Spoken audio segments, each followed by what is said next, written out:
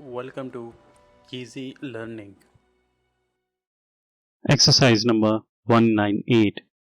He will have to pay special attention to the sinking fund, an amount which is annually set aside out of revenue and invested with the interest accruing to provide at a future for the redemption of a loan or a series of debentures or for recouping the gradual shrinkage in value by exhausting the non profit bearing resources of a mine or similar undertaking.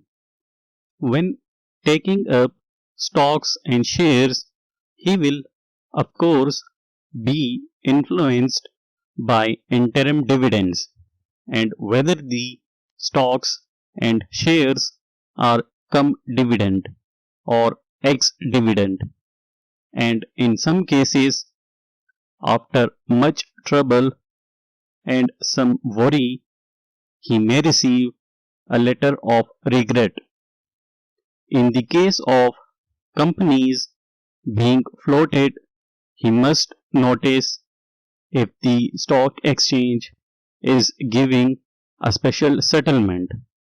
Certainly, the investment of money so as to produce a satisfactory return is no easy matter, and whether convertible gold bonds or guaranteed preference shares are held, it is necessary to exercise the greatest caution.